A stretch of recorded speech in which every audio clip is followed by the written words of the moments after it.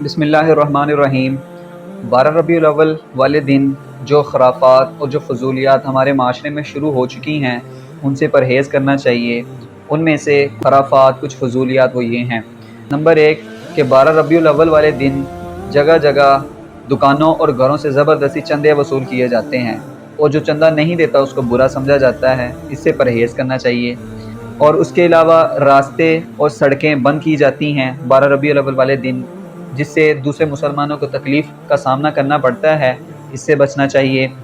Loud speaker بہت زیادہ open ہوتے ہیں کہ جس سے لوگوں کے آرام میں خلل پڑتا ہے، یا لوگوں کو مریضوں کو پریشانی کا سامنا کرنا پڑتا ہے۔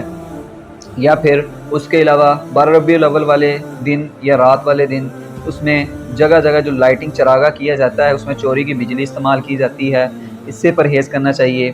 12 ربیع الاول والے دن لوگ اس قدر جشن میں مصروف ہوتے ہیں، اس قدر اس میں مگن ہوتے ہیں کہ جو فرض نمازیں ہو رہی ہوتی ہیں ان کو نہیں پڑھتے، ان کو چھوڑ دیتے ہیں۔ وہ اتنا مصروف ہوتے ہیں، اذان تک ان کے کانوں میں پڑتی ہے لیکن وہ نمازوں کے لیے نہیں جاتے، تو یہ بہت سخت گناہ کی بات ہے۔ 12 ربیع الاول کی رات کو جو سپیکر ہر جگہ پہ لگے ہوتے ہیں جس میں میوزک بھنگڑے یہ ڈالے جاتے ہیں، تو یہ گناہ کے کام ہیں۔ یہ کون سی عید میلاد النبی ہوئی کہ جس میں آپ اللہ کو ناراض کر رہے ہیں؟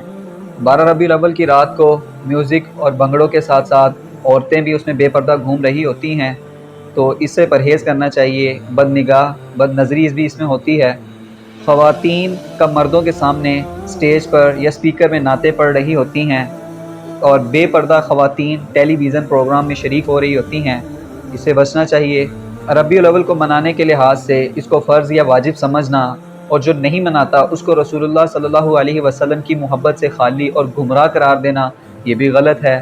تو یہ وہ کچھ غلطیاں 12 ربیع الاول والے دن کی جاتی ہیں، کچھ گناہ ہیں، کچھ بہت بے حد تک ہمارے معاشرے میں یہ غلطیاں رائج ہو چکی ہیں، تو ان سے ہمیں بچنا چاہیے، پرہیز کرنا چاہیے۔